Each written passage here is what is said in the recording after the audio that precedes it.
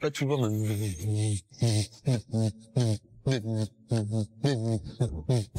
m'exprimer quand je veux quand je le veux.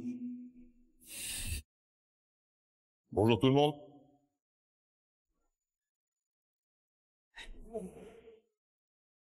Là, non. Tape-moi dessus. Tape-moi dessus. Vous pouvez mettre vos veilleuses. Vous pouvez mettre... Oui, ça fait deux coups. Plus fort, ça veut pas dire plus vite.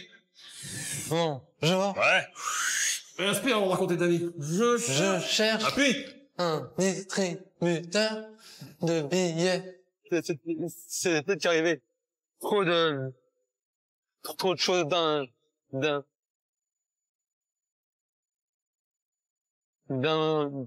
seul coup et... T'es pas plus con que lui. Montre-le, inspire.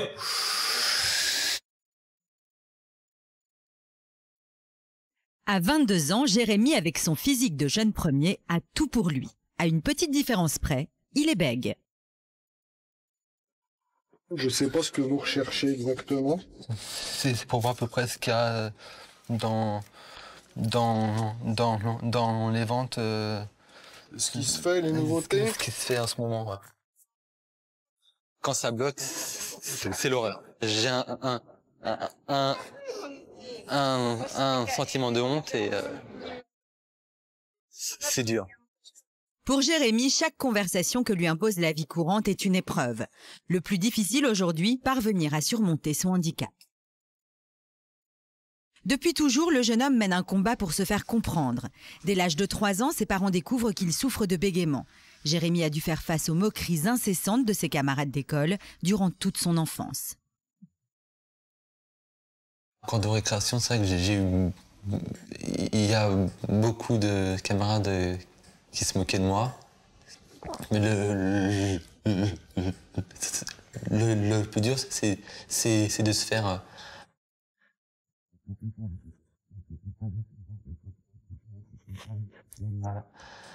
à accepter. Comment tu t'y es pris pour t'imposer?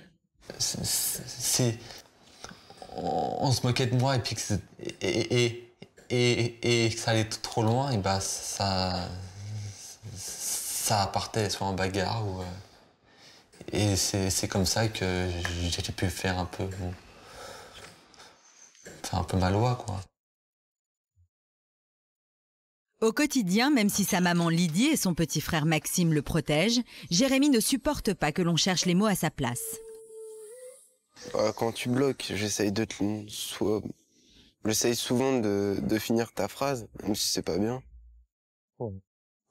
Quand tu m'aides sur des mots, et en fait ce n'est pas ce que je voulais dire, et ben ça m'énerve. T'as l'impression qu'on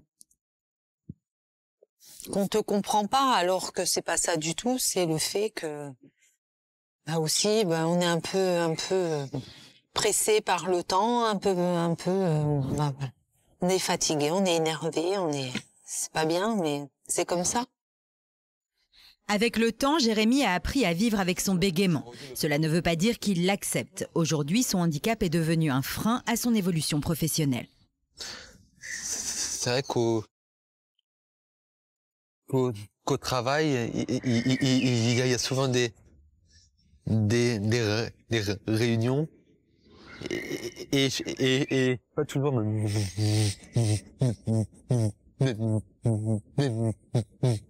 m'exprimer quand je le veux. Donc quand je sens que ça va bloquer, et ben je dis rien et puis c'est comme ça. Jérémy a choisi le métier de serrurier, un métier où l'on peut faire l'économie des mots. Il parle peu devant le client. Mais aujourd'hui, le jeune homme rêve d'autre chose. Il veut devenir gendarme. Son bégaiement l'en empêche. Alors pour atteindre son objectif, Jérémy s'est lancé un défi. Il s'est inscrit à un stage dans lequel on combat le bégaiement de manière radicale. Il a 2 jours pour apprendre à parler normalement, 2 jours pour changer son destin. Aujourd'hui, j'en ai marre de ce bégaiement. Si je fais ça, c'est pour pour changer, peut-être pas de changer de vie, mais faire des choses que je n'aurais pas pu faire avant. Durant ces 2 jours, Jérémy sera séparé d'Amandine, sa petite amie. Ils sont ensemble depuis 2 ans, ils se sont connus sur Internet. Jusqu'au premier rendez-vous, par peur d'être rejeté, le jeune homme a dissimulé son handicap. Pourquoi tu me l'as pas dit sur Internet? Peut-être pour question que tu n'aurais pas voulu me voir ou choses comme ça. Est-ce qu'il y a déjà une fille qui t'a dit clairement que ça lui posait problème? Elle m'a jamais dit Oui, mais est-ce que toi tu as clairement ressenti ça, mais est-ce que certaines ont pu rigoler? Est-ce que certaines ont pu te regarder différemment dès lors que tu parlais? peut-être la première fois que je parlais avec elle et puis qu'elle savait pas que je bégayais, peut-être, ouais. Qu'elle me regardait différemment. Ouais. Bon, allez. J'espère que ça va bien se passer. Direction Berck-sur-Mer. Pour soutenir son fils, Lydie l'accompagne. Depuis 22 ans, le jeune homme a tout essayé. Il a rencontré orthophonistes et psychologues, mais rien n'a marché. Ce stage est donc pour lui sa dernière chance. Bonjour tout le monde. Voici le directeur du stage. Chez les Bègues, il est le dernier recours. Il s'appelle Ivan Impoko. C'est un homme charismatique et dévoué, mais qui n'hésite pas à bousculer ses stagiaires pour obtenir des résultats. Bègue lui aussi, cet homme a mis au point il y a 23 ans une méthode surprenante pour lutter contre l'incertitude orale. Ici, en 2 jours de stage intensif, il apprendra à Jérémy à vaincre son bégaiement.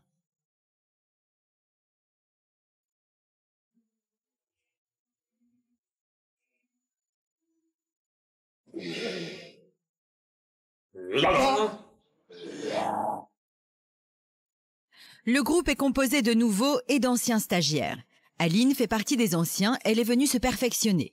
Premier exercice, et non des moindres, Jérémy doit se présenter devant tout le monde sous l'œil d'une caméra. Un supplice pour un bègue. Je m'appelle Jérémy. Entouré de bègues qui peuvent le comprendre, Jérémy avoue sa souffrance pour la première fois. Quand j'ai été plus jeune, il y a mes anciens camarades qui se moquaient de moi Ouais. en primaire et au collège. Ouais. Et ça me... J'ai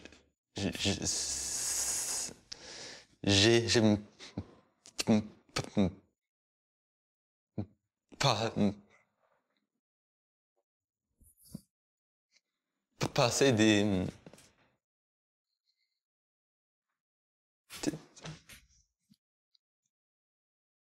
Les mots ne sortent pas.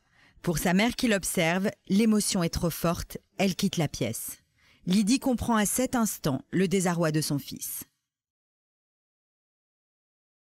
Je vois qu'il est pas bien et puis que bon, qu'il a souffert tout le temps. J'étais à côté, je m'en rendais pas compte. Lydie, qui est venue encourager son fils, ne veut pas craquer devant lui. Elle restera un moment à l'écart. Les exercices se poursuivront plus d'1 heure dans la salle. Sans perdre de temps, Ivan Impoko passe ensuite aux explications pratiques.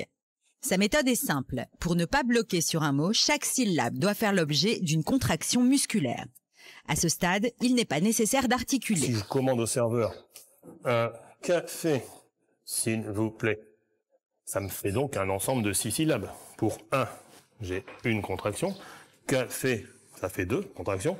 Expression s'il vous plaît, ça fait 3. Donc en tout, je vais en faire 6. Premier essai pour Jérémy. Monsieur, bonjour. Qu'est-ce que je vous sers?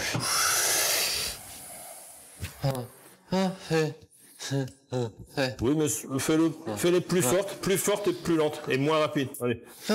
Oui. C'est pas trop mal fait. Ce qui compte le plus à ce stade-ci, c'est quoi? C'est de sentir que tout ce que tu veux faire entendre, ça va dépendre que de toi, et ça va plus être une question de coup de bol, d'accord? Ah, d'accord. Je viens de l'avoir. Dis-moi d'accord. D'accord. Voilà. Au cours de l'après-midi, les exercices se succèdent. Voici le plus important pour Jérémy, demander un renseignement à un inconnu dans la rue. À l'écart, Yvan Impoko observe. Ah, peut-être que cette dame, elle pourra vous renseigner. Demande-lui. Fais pareil, fais pareil. Il met alors en pratique l'exercice sans articuler. Pardon, madame. Oui. Le crédit agricole, s'il vous plaît. Je sais pas trop, monsieur. Je pense qu'il faut que vous repreniez la rue Carnot, non? On va demander aux autres personnes, Raphaël. Ouais. Merci. Je pense qu'il faut prendre cette rue, là, puis arriver dans la petite rue piétonne de la rue commerçante. Merci. Encore que... Merci. Ouais, on va C'est voir. pas grave. Non, Merci. je me trompe. Attendez, le crédit Agricole agricole. Non. C'est dans la rue de l'Impératrice, monsieur. Je vous ai demandé ça. Je vous ai demandé ça pour m'entraîner à À communiquer. N'articule pas. plus bégayer. Ah, Voilà. d'accord, C'est juste un d'accord. exercice. Ah, ok, d'accord. Merci de vous être arrêté. Bien vous en que prie, vous monsieur. soyez pressé, c'est gentil. Non, non, mais c'est pas grave. Merci. Merci. Pour Jérémy, l'enjeu est important. Il souhaite intégrer la gendarmerie, c'est d'ailleurs ce qui l'a amené ici. Yvan ne l'oublie pas. C'est donc l'occasion pour le jeune homme de simuler un entretien d'embauche. Sébastien, un ancien stagiaire, joue le rôle du recruteur. Alors, explique-nous quelles sont tes motivations pour entrer dans la gendarmerie. Je ne me vois pas dans la serrurerie, métallerie pour toute la vie. Oui. Yvan n'hésite pas à bousculer son élève. Il n'a que 2 jours pour obtenir des résultats. Trouver, Non, ça fait 2 coups, trouver. trouver, Trouver, ça fait 2 coups. Je veux voir la flotte bouger 2 fois. Regarde la flotte. Voilà. trouver un moyen Ça fait 2 coups, moyen. pour Ça fait 2. éliminer ce bégaiement. T'es pas inférieur à lui. Tu vaux pas moins cher que lui. T'es pas plus con que lui. Montre-le, inspire. Je parle pas turc, moi, hein. Contre-moi. Tape-moi dessus. Tape-moi dessus.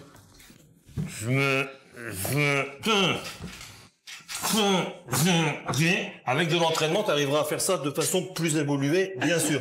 Mais là, tu es très limite, même entre nous. Alors, c'est même pas la peine d'aller voir dehors, hein. Dehors, tu te plantes catégoriquement, hein. D'accord? Je suis allé au bureau de recrutement. Bureau de recrutement. Bureau de recrutement. Le recruteur. Mets du son. Le recruteur. Oui, c'est mieux. Fais encore mieux. Fais résonner ta voix. Le recruteur. Le recruteur Bon, ça va être mieux. m'a dit que ce serait un handicap. Et il a pas tort, le recruteur. Pour Jérémy, ce stage qui a commencé tôt ce matin finit dans la douleur. Le jeune homme est épuisé par les exercices imposés par Yvan Impoko. Je pense que c'est un moment où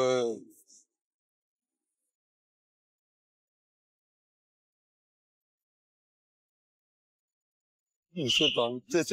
C'est peut-être qu'arrivé. Trop de choses d'un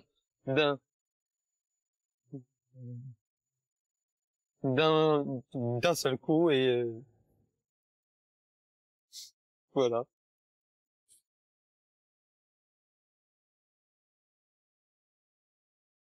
Je commence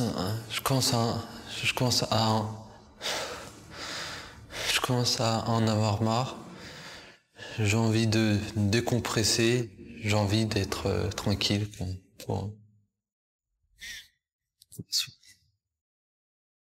Pour Jérémy, la journée a été extrêmement éprouvante.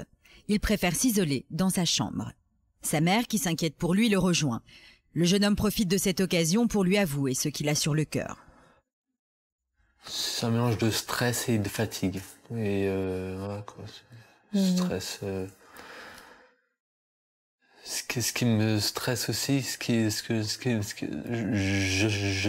je me sens mal, c'est quand t'es là. Je préférais que tu sois pas là et je pense que ça, c'est peut-être un Ouais, mais c'est pour soulagement pour moi. lorsqu'on sera à la maison, pour te remettre, te recadrer. Ce stage était un petit peu comme un détachement de la famille un petit peu. Moi, quand tu veux pas de moi, tu me le dis et je me pousse, je m'en vais, faire comme ça. C'est un nouveau départ.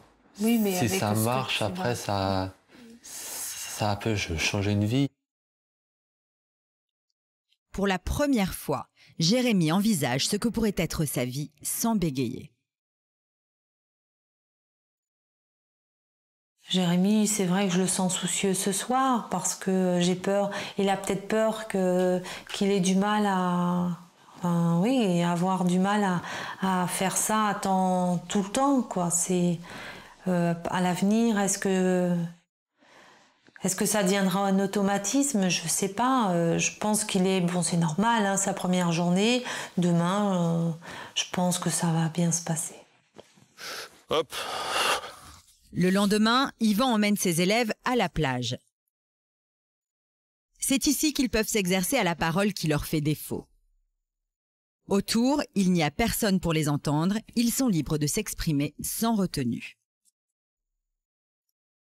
Et mine de rien, au moment de la pause, en toute décontraction, Yvan continue de faire travailler Jérémy. Vous savez, quand on parle de respirer dans la salle de stage, on inspire toujours pour prendre du recul. Bah, ici, c'est normal qu'on le fasse avec l'air comme il y a ici. Regardez. Voilà. Avant de me répondre, tu vas faire suivi de à peu près 2-3 bornes. À peu près 2-3 bornes. Un terrain accidenté. Ça, c'est bien mieux, ça. Tu sens que tu contrôles mieux comme ça? Aline est bègue, elle aussi. Et elle sait ce que Jérémy endure depuis le début du stage. Il y a 4 ans, elle était à sa place. Comment que tu la cherches? Où est la T'écris pas. L'île Flandre. Non, pas l'île. L'île Flandre. L'île Flandre, s'il vous plaît. Comment Ça va, mais c'est difficile quand même. Bien l'impression que c'est difficile. Crie pas.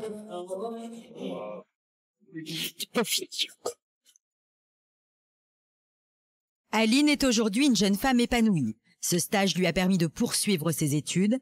Elle encourage Jérémy à persévérer. Je sais très bien ce que tu as enduré. C'est pas simple tous les jours.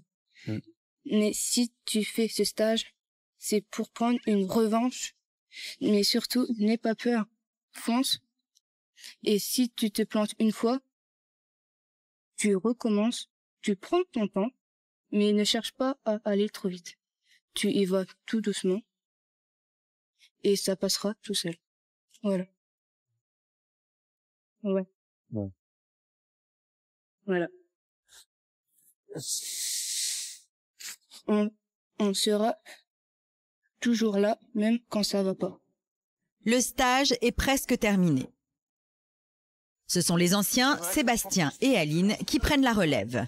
Jérémy doit aborder les passants. Puis, je veux t'entendre d'ici, le petit. L'exercice est difficile, le jeune homme hésite. Quoi? Ah ouais. Pardon, monsieur, dame. Vous avez l'heure, s'il vous plaît? Oui, bien sûr, hein. Il est 18h15. Merci. Voilà. Au fur et à mesure, Jérémy prend confiance en lui.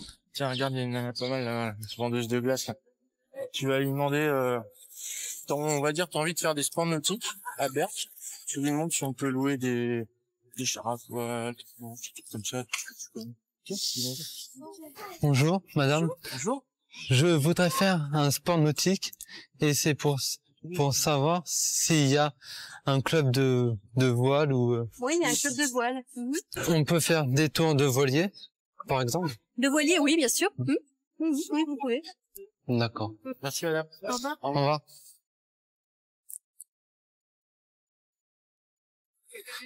Voilà, c'est pas dur. Non, c'est pas assez long. T'es allé vite quand même, la première prise de parole avec elle, hein? Dans le début. Trop vite. Tu t'en es rendu compte? Ouais. Je pense que ton principal défaut, c'est l'inspiration. C'est ce que t'as dit tout à l'heure avec. Hein? Fais ta petite inspiration juste avant la prise de parole. Il faut que tu l'entendes. Très courte, c'est suffisant. Tu prends, tu bloques. Et derrière, les là, sont... il le fait, mais... Mais pas à chaque fois. Non, il... Ouais, c'est... Ah, Il se bloque là. Tu ne décompresses pas derrière. Je relâche pas. Ah, erreur ça. Hein. Donc, Ah ouais, blocage. Ah ouais, non, il faut que tu fasses un peu amortisseur. En plus, quand t'es comme ça, quand tu bloques complètement ton air, et que tu restes comme ça. Tu vois dans quelle étape t'es? Regarde, tu fais ça. Si tu restes comme ça, tu vas pas tenir longtemps, t'es complètement bloqué. Tu relâches un peu d'air et là, ça va. Je peux faire des trucs après. C'est pareil. Il faut que je me concentre tout le temps maintenant. Et quand je ne suis pas concentré, et ben ça, je me relâche et ça peut accrocher comme ça. Malgré les critiques, Jérémy est fier de lui. Il n'était pas capable jusqu'à aujourd'hui d'accoster un inconnu dans la rue. Pour se rendre compte du chemin parcouru en 2 jours, il visionne avec sa maman un extrait filmé au début du stage. Devant les images, Lydie est émue de voir les progrès réalisés par son fils. Tu dois être content du résultat. Je suis très content du résultat, mais bon, c'est un apprentissage, donc il faut que tous les jours je fasse mes exercices et je serai comme tout le monde. Ça a été dur. Je ressens l'amélioration qui s'est passée pendant ces 2 jours de stage. Ça te donne du courage. Ça me donne beaucoup de courage pour continuer. L'avenir, hein. Ouais. Moi aussi, c'est ce que ça me fait aussi et je suis très positive.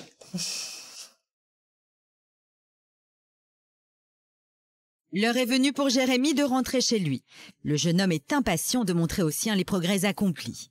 Mais il sait qu'il devra poursuivre ses efforts quotidiennement pour laisser derrière lui une vie de bégaiement.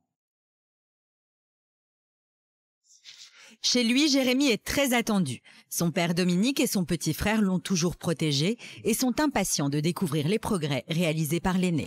Bonjour. Alors, ça y est, ça va, ça va bien. Je pense que je vais pouvoir faire vraiment ce que je veux et pas avoir peur de parler. Ouais, déjà là, tu parles super bien, je veux dire. Bon, ça, c'est bien, c'est super. Au moins, tu pourras mieux t'exprimer, je veux dire. Ça sera plus facile, la vie sera mieux, plus facile. Ouais. C'est des démons là qui te gênent carrément. Ouais. Et c'est bien, c'est très bien, maman. Ah, tout le monde est content. Ah, Voilà. Allez, fais un petit tour.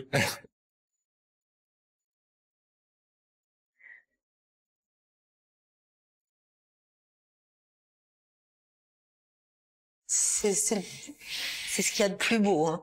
Depuis tant d'années, c'est vrai que c'est vraiment bien. Après tant d'années de souffrance, c'est ça, hein. Je vois mon avenir. Déjà, je vais tenter le concours de la gendarmerie. Si ça marche vraiment, bah tant mieux. Tant mieux. Sinon, je pense que je me pencherai plus vers la clientèle, enfin plus proche des gens. Ce que je faisais pas avant, quoi. Parce que ouais, c'était pas évident. C'était pas évident.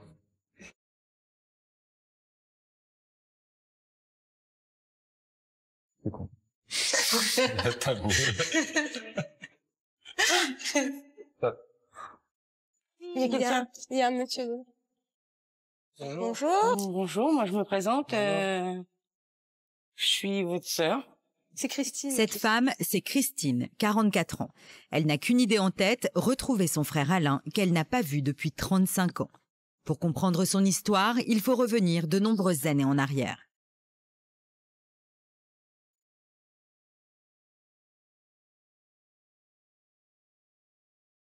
Voilà, c'est là-bas, Kelly. C'est là, là? Ouais. Aujourd'hui, pour la première fois, accompagnée de sa fille Kelly, Christine revient sur les traces de son passé. C'est ici, dans cet immeuble, au numéro 9 de cette rue parisienne, qu'elle a vu son frère Alain pour la dernière fois. Elle n'avait que 10 ans, il en avait 12. C'était là. En fait, Là, c'était c'était ici, là, quoi, le là. logement d'après, oui. C'est L'appartement. Ils étaient dans le fond, là. Et je suis arrivée, il y avait mon frère, et ma grand-mère. Et je savais pas que c'était mon frère, hein, au début. Et depuis, ça m'a marqué et j'ai toujours eu l'envie même de revenir ici. J'étais jamais revenue, hein. Ah ouais, jamais. Jamais je suis revenue. Christine n'est encore qu'une enfant lorsqu'elle découvre l'existence de son frère. À l'époque, la petite fille vit avec sa mère, son beau-père et ses demi-frères. Alain, lui, est élevé par sa grand-mère. Lui, il habitait là avec ma grand-mère Et c'est là que c'est là que je l'ai vu pour la première fois. Quand je suis rentrée, hop, il y avait un petit garçon. Je lui ai dit, mais qui c'est ce petit garçon? C'était ton frère. J'avais un copain. C'était Alain. Et voilà, c'était Alain. J'ai même dormi là une fois. Ouais. Pourtant, c'était pas grand. Hein. C'est tout petit. Ouais. Il y avait juste une pièce, une chambre, avec un rideau, parce qu'il n'y avait pas de porte. Je vais retrouver mon frère, quoi. C'est pas quelqu'un, un ami, c'est quand même mon frère. Ah oui, c'est normal, depuis le temps que t'en parles et tout. Oui, je vous en ai assez parlé, non? Ah oui, bah oui, c'est clair. Intrigué par la présence des 2 jeunes femmes sur son palier, le gardien de l'immeuble accepte de les faire entrer. Christine redécouvre avec émotion ce modeste logement où elle venait régulièrement rendre visite à sa grand-mère. Je me suis demandé ce qu'il faisait là, quoi. Pourquoi elle n'était pas avec nous? Pourquoi elle était chez la grand-mère et puis que nous, on avait une famille, j'avais des petits frères, et je me suis demandé pourquoi lui, il n'était pas avec nous. À cette question, Christine n'obtiendra jamais de réponse. Un secret de famille bien gardé qu'elle ne parviendra jamais à percer. Mais au fur et à mesure des années, l'envie de retrouver son frère grandit. Pourtant, aujourd'hui, Christine est une mère de famille comblée. Elle a eu 3 enfants de son premier mari. Eddie, 26 ans, Kevin, 20 ans, et Kelly, 23 ans. Marc, le nouveau compagnon de Christine, lui a donné un fils, le petit dernier, Marvin, 13 ans. Tout ce petit monde forme une famille très soudée. Un bonheur qui lui rappelle qu'Alain, lui, n'a pas eu cette chance. Peut-être que si je le retrouve, je me dirais au moins il a une autre famille, quoi. Il a sa famille quand même. Moi j'ai mes enfants, c'est clair qu'il a accepté avec mes enfants et tout. Après plusieurs recherches infructueuses, Christine a décidé de reprendre l'enquête à zéro. Une seule personne pourrait peut-être l'aider, sa propre mère. Même si elles ne vivent qu'à une quarantaine de kilomètres l'une de l'autre, les 2 femmes ne se fréquentent pas beaucoup. Et Alain est un sujet tabou. Pourtant, Christine a décidé de tenter une nouvelle fois d'obtenir des explications. Mais pourquoi il est resté là-bas alors? Pourquoi il est resté, lui, chez la grand-mère et moi, je suis pas restée? C'est toi qui l'avais mis? Alors c'est son père. Christine comprend qu'Alain a été au cœur d'une sombre querelle familiale, à la suite de laquelle sa mère aurait perdu tout contact avec lui.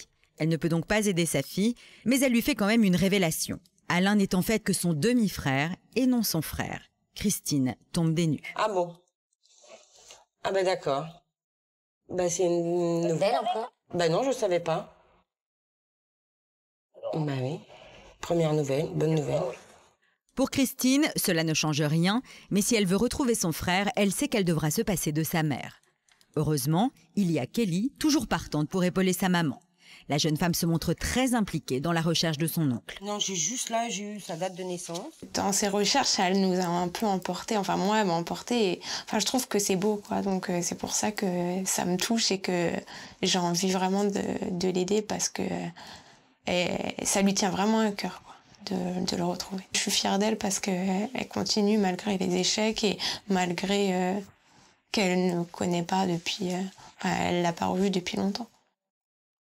Avant de lancer de nouvelles investigations, mère et fille font le point sur les quelques éléments dont elles disposent pour retrouver Alain, à savoir sa date et son lieu de naissance.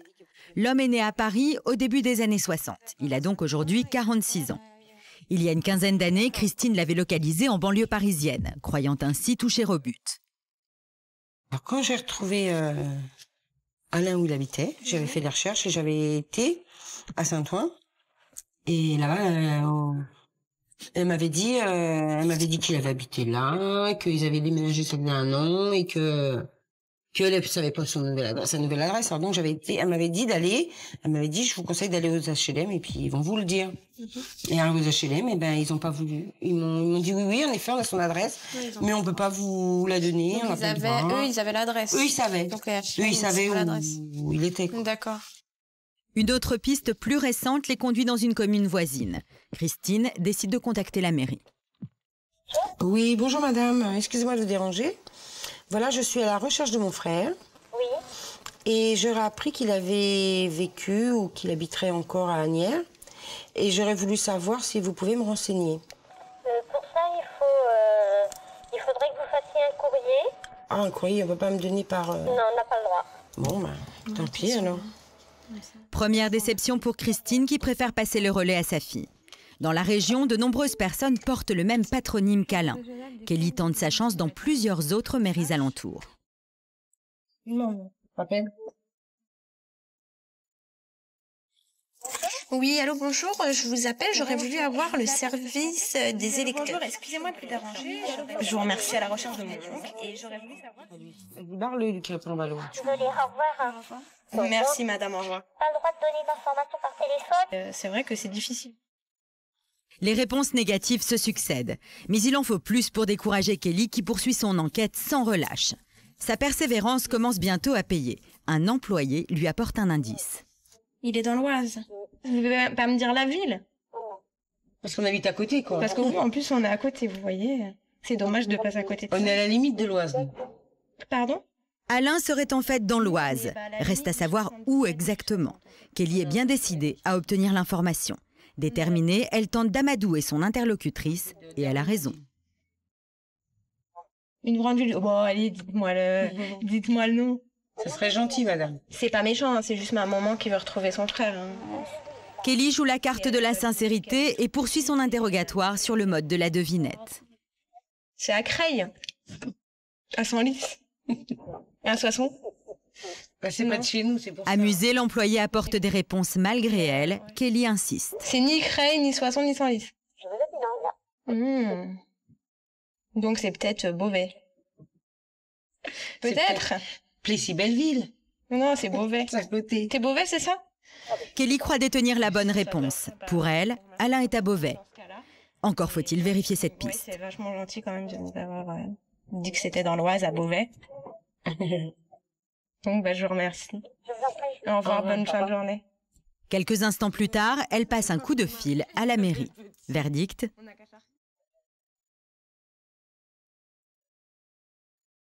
D'accord, il est toujours sur Beauvais. Donc. Confirmation, Alain est bien domicilié dans cette commune, mais l'interlocuteur n'en dira pas plus. Pour obtenir d'autres informations, Christine et Kelly devront se rendre sur place. Elles savourent cette première victoire. On a bien avancé quand même. Normalement, c'est lui, quoi. Ah oui, normalement. T'es contente? Et à Beauvais, il y a pas dans le... il n'est pas sur les listes. Enfin, il n'est pas sur le... Donc, il sera à Beauvais. Ouais. Ça fait plaisir, j'ai vu ma mère qui était souriante et tout, elle y croit, on y croit, et après toutes ces recherches-là, on croit tenir le bon bout en fait. 22 heures. Après le dîner, toute la famille se réunit en prévision du départ. Kelly et sa mère ont décidé de se rendre à Beauvais dès le lendemain matin. Tout le monde est plus uni que jamais. Si j'ai l'adresse, on va y aller. Bah si, oui, on va cogner à la porte, hein, c'est clair. Et si c'est pas lui? Mais si, on a donné sa date de naissance, Marvin. Peut-être qu'on va le ramener à la maison. Il va venir vous voir. Ça fait des années que t'attends ça? Ben oui.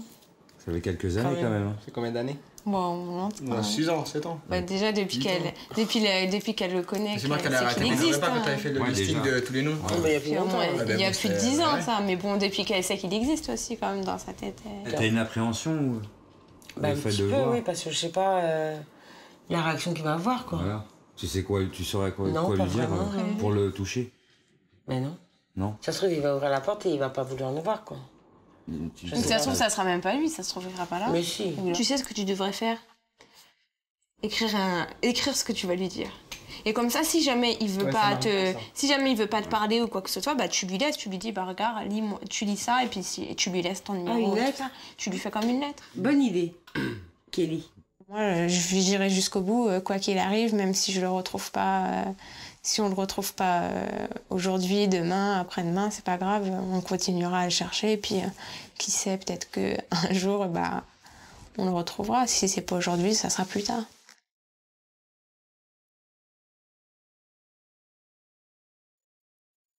La Seine-et-Marne et l'Oise, 2 départements mitoyens. Moins d'une centaine de kilomètres séparent les 2 femmes de Beauvais. À peine 1h30 de route pour se rapprocher d'Alain. Pour Christine et sa fille, le compte à rebours a commencé. Oh, C'est bientôt arrivé. bientôt. 15 km encore. Ça va bientôt arriver. Christine sait qu'elle ne peut plus reculer. On est bientôt arrivé à Beauvais déjà, on va voir après. Ouais. Après, il faut y aller, quoi. T'es pressé là? Oh, bah oui. Plus ça avance et j'espère qu'il a Qu'il est là? Qu'il est qu'il là? a oui, puis qu'il a une famille, des enfants. Ça se trouve, il a une femme, des enfants. Mais ça se trouve, ils ont vos âges à vous, quoi. Ça se trouve, il nous ressemble. Peut-être. Ça se trouve, il te ressemble. Peut-être. À toi, si, ouais. ouais. Surtout à toi.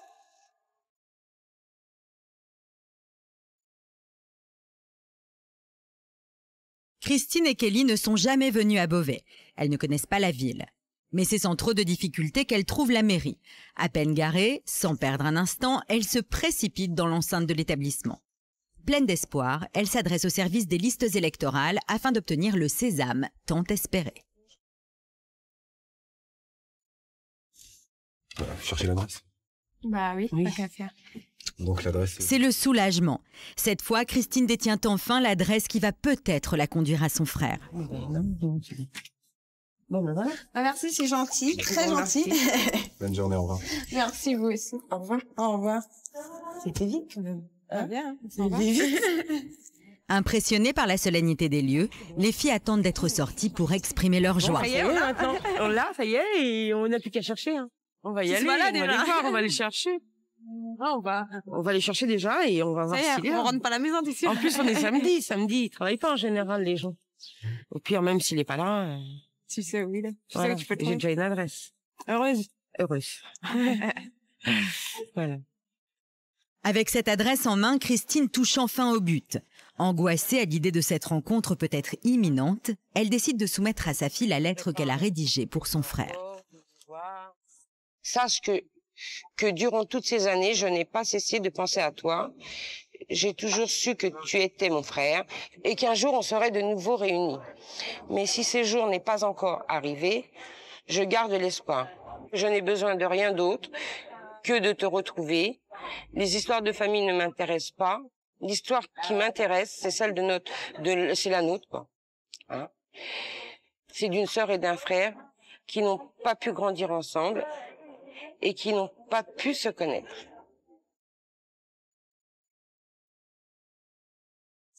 On verra bien. Oh, c'est beau. C'est joli.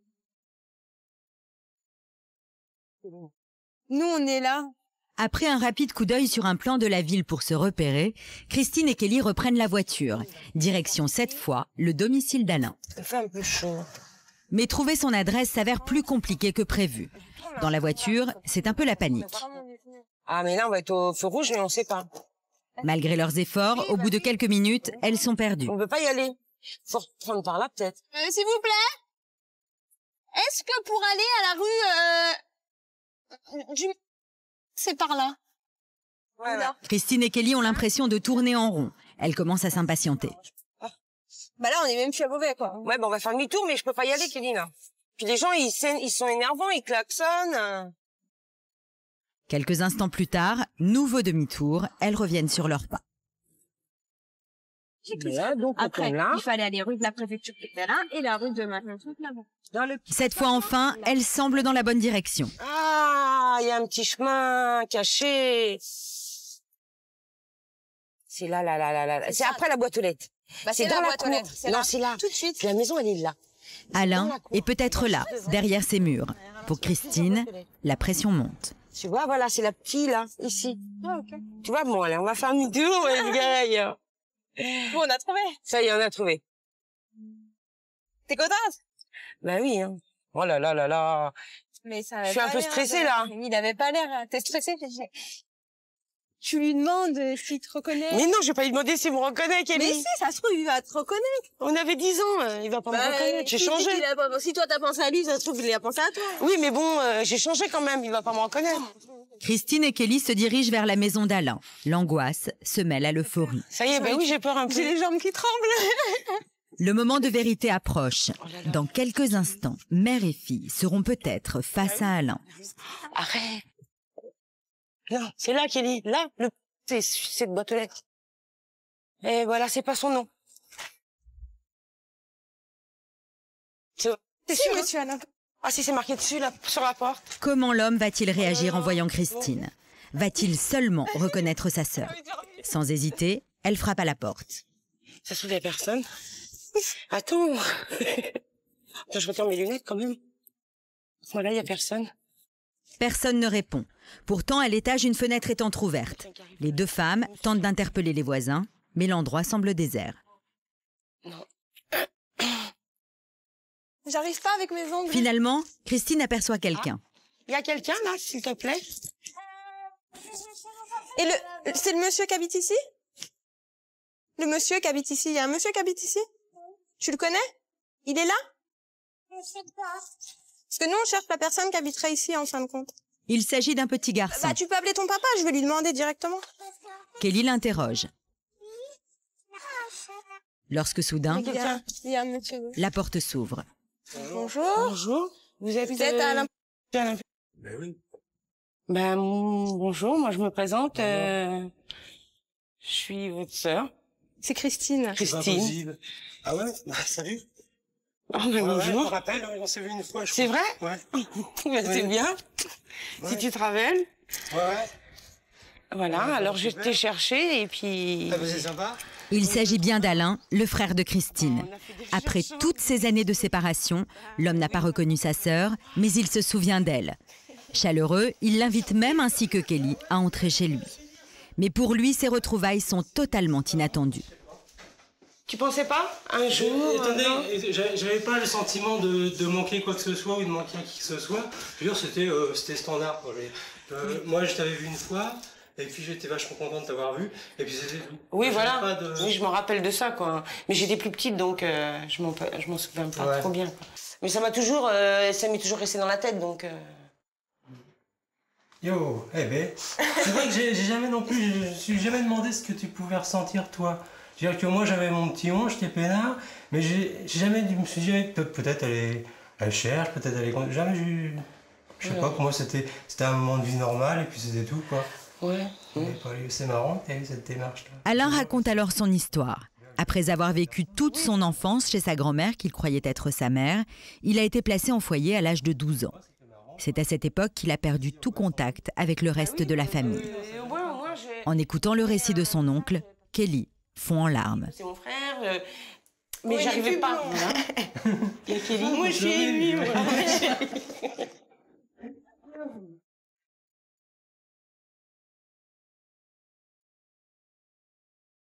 Entre Alain et sa petite sœur, le courant est passé. Peu à peu, la gêne des premiers instants se dissipe. Christine en profite pour présenter toute sa famille à son frère. Kelly, elle, ne veut pas repartir sans avoir immortalisé ce moment inoubliable. Alors, heureuse, t'es contente? Oui, ouais, je suis contente. Ça te fait quoi? Eh ben, ça me fait plaisir. Après les retrouvailles, frères et sœurs devront maintenant apprendre à se connaître s'ils veulent à l'avenir renouer des liens solides. Christine, elle, a réalisé son rêve, retrouver son frère et lui prouver qu'il a toujours une famille. Petit coucou à la famille, à la maison. Alors c'est mon grand frère. Voilà, c'est Alain. C'est Alain. Le voilà, le vrai.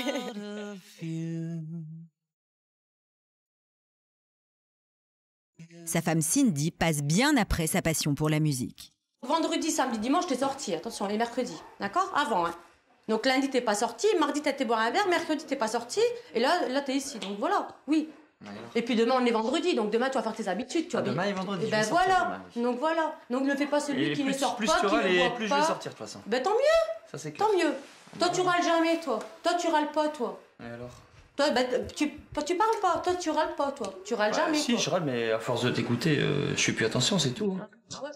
Après 12 ans de vie commune, le quotidien de Cindy et Rodrigue est rythmé par les disputes et les reproches. La jeune femme ne supporte plus que son compagnon et père de ses 2 filles fuit constamment la maison. À 28 ans, Cindy est mère au foyer, une décision prise par le jeune homme. Tous les jours, elle doit s'occuper seule des enfants et du ménage, sans jamais s'octroyer de temps pour elle. Bah, je me sens mal. Je me sens très mal, quoi, parce que lui est trop sûr de lui, en fait. Dans ce qu'il fait, dans ce qu'il dit, et puis il est persuadé que c'est clair que je partirai jamais, et que j'en suis sûre, quoi, que pour lui, il doit être persuadé que je resterai avec lui, près de lui, que tout ça c'est faux, quoi, parce que je sais qu'un jour je me levais et je serai plus à ses côtés, ça c'est certain. Sûr de lui et bel homme, Rodrigue est persuadé que sa femme ne le quittera jamais. Le jeune homme vit comme un célibataire, il consacre tout son temps à la musique et aux sorties entre copains. Artiste, compositeur et interprète, il se veut chanteur romantique et très souvent joue au séducteur auprès de ses dames. Dis-moi si tu m'aimes. Je vais pas changer mon côté de séducteur de chanteur. C'est ma vie et elle est comme ça. C'est vrai que ça fait des prises de tête avec ma femme parce que bon ben je sors, puis il y a plein de monde qui viennent un peu m'accoster de tous les côtés parfois. Et j'aime bien de me montrer en valeur. Mais j'ai mes raisons de râler. Mais c'est ton Tu naturel. rentres à les 5h du... Allez, vas-y. C'est ton naturel. Ouais, ben... Hein, si je faisais venir tous les gens naturel. qui te connaissent, d'accord? On verra si on est naturel de râler pour rien. Hein? Punaise. T'es qu'un menteur. C'est quand je suis au courant que tu fais le con, c'est par des nanas qu'ils appellent ici la nuit. D'accord? Et alors, pourquoi? dis-moi pas que c'est moi qui appelle les nanas. S'ils viennent te Allez. prévenir, pourquoi? Parce que justement... Ah, parce que oui, je le sais, parce que les nanas, ils veulent de toi. Bah, parce qu'ils attendent qu'une chose, c'est que c'est terminé entre nous pour Voilà. aller tous vers toi. Ah ouais, ça, parce je que sais je que veux tu pas aller n'arrêtes avec eux, pas de c'est me le tout. sortir, ce C'est parce truc-là. qu'ils m'intéressent pas, oui, alors ils oui. essaient de briser Tu sors notre avec eux ménage. une semaine, mais par contre, ça t'intéresse pas. Ah ben toi, t'es franchement super comme mec. Ah ouais, bah c'est comme ça, c'est... Je sais pas. C'est fini avec ma femme depuis 3 semaines, je suis retournée chez mon papa et ma maman. Peut-être dire ça la dernière. 3 ans déjà que Cindy n'arrive plus à lui faire confiance et pourtant, elle est toujours là. Entre scènes de ménage et multiples séparations, le couple est une fois de plus au bord de la rupture. T'as toujours raison, de toute façon. Tu changeras pas, C'est je toi qui changerai changeras pas, de toute façon. Bah moi non plus, je Si tu changerai fais pas pas. d'effort, alors. j'en ferai pas. Bah moi non plus, j'en ferai pas, c'est t'inquiète. Oui, Hein. ça, je On m'en sera à doute. 2, hein. Moi j'ai rien à me reprocher, hein. Moi je sais déjà comment ça va se terminer un jour ou l'autre. Moi je le sais déjà, tu sais. Voilà. Cindy, sa réaction. Voilà. Ben Rodrigue... Et être faucheton, voilà. Moi c'est ça. 20h30 ce soir, Rodrigue préfère rejoindre Léo plutôt que de rester une minute de plus avec sa compagne. Il fuit une nouvelle fois le conflit et par la même occasion la maison. Au café, Rodrigue cherche à justifier son comportement. Un chanteur, qu'est-ce qu'il doit faire? Il doit charmer. Donc si je drague ou que j'allume, c'est mon problème. C'est pas pour ça que je vais plus loin. Enfin, c'est pas ton boulot, mais ouais. Ah oui, c'est pas pour ça que je vais plus loin. Donc, à elle d'accepter aussi. Chanter, c'est charmer d'abord. D'abord, tu m'as dit, tu m'as connu, je chante l'amour. Il est 22h, Rodrigue travaille enfin. Léo, son plus grand fan, est toujours auprès de lui et l'encourage lors de son show. Ça se voit, il est heureux sur scène, et il est fait pour ça. Ça se voit. Et il peut pas arrêter comme ça. Pour une vie de couple qui va pas, il faut qu'il fonce à fond, quoi. La scène, c'est normal, la scène, c'est tout, quoi. Dans un aventure, je prends un bateau. Comme presque tous les soirs, Cindy a passé sa soirée seule devant la télévision. Il est 2h et Rodrigue n'est toujours pas rentré. Malgré l'habitude, Cindy n'arrive pas à s'y faire. Déçue, elle préfère aller se coucher. Rodrigue rentrera chez lui à 4h. Le lendemain, il est midi et c'est l'heure de passer à table. Et quand Cindy vient chercher Rodrigue dans son studio, elle n'est jamais la bienvenue. Le manger il est prêt, hein. Ah mais je vais arriver. Oh. Ouais, bah traîne pas. Ah, je suis occupé de répéter, là. Quand Rodrigue compose, ce n'est pas le moment de le déranger car si pour lui le repas peut être remis à plus tard, l'inspiration, elle, n'attend pas. Cindy mangera donc seule, sans lui, avec leur fille Stacy, 18 mois, et Fanny, 5 ans. Fanny à la table. Oh, il est pas là quand il faut non plus, quoi. En fait, dans des moments comme ça, il devrait être là parmi nous et ben il fait pas trop attention à tout ça, quoi. Enfin, moi, je me dis autant être seule, quoi, avec ses enfants, quoi. S'il est pas là. Ça y est, tu l'as mangé? Bah ouais, mais ça va être froid, hein? Hein? Ça va être froid ici! Ah, tu me déranges toujours, moi je suis occupé, toi. 13h, le repas est terminé. Après plusieurs appels de Cindy, Rodrigue ne bouge pas. Une fois de plus, le jeune homme est dans son univers et ne pense qu'à lui. Des mots doux, sensuels. Je prépare à manger, il est jamais prêt. Et encore une fois, il va partir encore une fois en catastrophe parce qu'il sera pas prêt pour lui aller chanter. Voilà, ben il mangera froid, il fera réchauffer. Voilà. Comme d'habitude. 1 heure plus tard, Rodrigue daigne enfin descendre. Son repas est servi, mais il est froid. Bah ouais, mais je dois encore préparer mes affaires. Hein. Ah ouais, ben demain, il faut t'y prendre à l'avance. Il est quelle heure? Il est 2h moins le quart. Il est 2h moins le quart, tu commences à quelle heure? À 3h15. Bah ouais, et alors? Bah ouais, et alors? Bah tu vas encore partir comme d'habitude. Énervé, est-ce que tu seras en retard? Le couple est enfin réuni, mais là encore, les reproches fusent. Cette fois, Cindy est en colère, car le jeune homme n'a aucun respect. Elle a beau le servir, il n'en fait qu'à sa tête. Moi, ce que j'aime pas, c'est regarde ce que j'aime pas, moi. Tu vois, ce que moi j'aime pas. Ouais, tu me fais, attends. C'est hier soir, t'es rentré. À 11h, tu me fais hier dîner soir, t'es maintenant, rentré, attends. j'ai fait à manger, regarde, tout il traîne encore dans le frigo. Tu mets au micro-ondes. Parce que je fais à manger pour les chiens. Ah non, Parce que pendant que toi, tu vas t'amuser au café, boire un verre avec tes copains, moi, je prépare à manger. Et tout est dans le frigo que t'as pas mangé. Je mangerai tout à l'heure, je te dis, je vais manger là-bas, je suis assommé. J'ai mis 1 minute, mais tu fais quoi? Énervé, Rodrigue décide de ne pas déjeuner et laisse son assiette dans le micro-ondes. Pour fuir cette dispute, le jeune homme se réfugie une fois de plus dans la musique et fait répéter sa fille. Mais Cindy n'est toujours pas prête à lui passer ce nouvel affront. Je te prépare à manger, tu restes allé sur la table. Mais ouais, mais j'ai pas faim, je me suis levé à 11h. Mais t'as pas faim, tu t'es levé à 10h, arrête de dire n'importe quoi, t'as déjà même pas mangé hier soir, normalement tu manges avant de partir chanter, c'est pas vrai. J'ai mangé quand je suis rentré, t'avais... Attends, tu vas me dire que tu manges jamais avant d'aller chanter? Bah si. Tu manges tout le temps. Aujourd'hui, j'ai pas faim. Mais quand tu sais que t'as pas faim aujourd'hui? Parce que tu... je sais pas. Parce que tu quoi? Mais non, mais attends, t'arrêtes pas de râler. Je vais manger plus tard, c'est tout. Eh ben tu sais quoi, maintenant tu feras ton repas toi-même dans ces cas-là. Ce Allez, soir, Fanny. si tu rentres, il n'y a pas de repas pour toi. Jolie, je voudrais partir avec vous, toute bleue du ciel, sur vos ailes, très vive avec vous. Il est 14h30 et c'est l'heure pour Rodrigue d'aller jouer dans un thé dansant. T'as mis où ma nouvelle chemise? Eh ben tu l'as laissé traîner là hier. Bah, elle est où? Bah elle est là, tu l'as mis traîner là hier quand t'es rentré. Non, la nouvelle. Pas la celle que j'ai mis hier, la nouvelle. Arrête ton vice. Ne me la fais pas à moi, de faire style. Et dans la bourse là-bas, t'as dit que t'allais pas la mettre cette semaine. Et quand Rodrigue demande de l'aide à sa femme, c'en est trop pour Cindy. Cette fois, elle refuse de le servir, elle ne tolère plus d'être traitée comme une bonne par son compagnon. Je crois que d'ici, déjà ici, moi je fais déjà assez de choses, que toi tu fous rien ici, que moi du matin au soir c'est moi qui fais le ménage, qui fais la manger, qui fait tout ici. Hein. Ah ouais, t'as pas besoin de râler, attends. Si, j'ai besoin de râler, est-ce que tu veux me faire passer pour ce que je suis pas là? Ah non, bah attends, moi je réclame ma chemise, c'est normal. Bah, moi, tout ce que je veux, c'est bon, une femme au foyer, et puis qui me respecte, qui s'occupe de mes petites affaires, qui me met aux petits soins. Comme ça, j'ai pas trop de soucis à me faire, surtout le travail de la maison, tout ça. Et voilà, quoi. Je veux un truc tout simple, au fait. Dans quelques instants, nous verrons que pour Cindy, cette situation ne peut plus durer. Tes réflexions, tu peux te les garder. comme ça. Eh bien, tu sais quoi, ben, à force de continuer comme ça, on va en arrêter là. Y a pas de problème. C'est vraiment ça que tu veux, franchement, je m'en tape. Mais je m'en fous. Bien décidée à ne plus être la bonne à la maison, la jeune maman s'octroie le droit de sortir seule. Donc tu sors, t'es sûr, hein?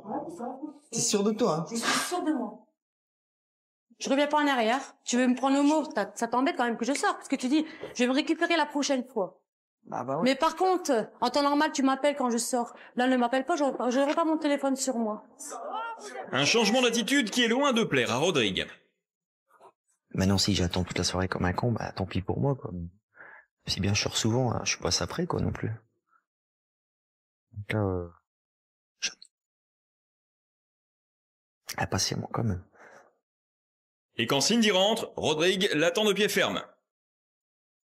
Est-ce que je t'aurais pas appelé? Je sais pas si tu serais rentré. J'ai mes raisons de râler. Mais c'est ton Tu rentres à les 5h du... Allez, vas-y, c'est ton naturel. Ouais, ben... Hein, si je faisais venir tous les gens qui te connaissent, d'accord? On verra si on est naturel de râler pour rien. Hein? À 32 ans, Rodrigue vit comme un célibataire entre ses virées avec les potes et sa vie de chanteur. Il en oublie trop souvent sa femme et ses enfants. Un comportement que Cindy ne veut plus accepter. Que moi, du matin au soir, c'est moi qui fais le ménage, qui fais la manger, qui fait tout ici. Hein. Ah ouais, t'as pas besoin de râler, attends. Si, j'ai besoin de râler, si tu veux me faire passer pour ce que je suis pas, là. Ah non, bah attends, moi je réclame ma chemise, c'est normal. Bah, moi, tout ce que je veux, c'est bon, une femme au foyer, et puis qui me respecte, qui s'occupe de mes petites affaires, qui me met aux petits soins. Comme ça, j'ai pas trop de soucis à me faire, surtout le travail de la maison, tout ça. Et voilà, quoi. Je veux un truc tout simple, au fait. Il est 16h, Rodrigue est en pleine représentation avec sa fille pour une association du 3e âge. Cindy, de son côté, va chercher du soutien auprès de son amie d'enfance car elle n'arrive plus à communiquer avec Rodrigue. Mais je veux dire, il y a ses sorties, il y a les copains, mais il y a encore la musique. Et après, toi, tu vis en quelle place, toi, dans tout ça? Qui vit, non, qui fait la musique, c'est pas grave. Moi, je non, pense mais donc il y a la musique, il y a voilà. les copains, il y a les sorties, et toi, tu prends la 4e place, en fait. Ouais, et encore. Si on a une 4e. T'es révoltée? Ouais, je suis révoltée, bah bien sûr, parce que ça fait des mois et des mois que ça dure. Quand on est révolté, on doit faire quoi? On doit mettre du poing sur la table et dire ça va pas. Et je l'ai essayé plus d'une fois. Ultimatum. Tu veux que je fasse quoi? Ultimatum, tu veux. C'est un homme. Eh ben alors, parce que c'est un homme, alors il peut se permettre de faire ce qu'il veut. Bah non, mais bon, à partir du moment où j'essaie de lui parler, il prend la porte, il s'en va. Eh ben tu fermes ma clé. Je ferme ma clé. Bah ouais, tu pars pas, on a à parler, tu t'assumes, il y a tu les prends doubles, ton rôle. Non, mais il doit assumer, il doit... Ouais, il doit assumer, c'est clair. Cindy a compris que si elle veut que la situation change, elle doit mettre Rodrigue au pied du mur. Et elle est bien déterminée à le faire. Ce soir, l'ambiance est particulièrement tendue. Pas un mot n'est échangé entre eux. La jeune maman va qu'à son devoir de mère. Le jeune homme, lui, est toujours à la même place, derrière son piano.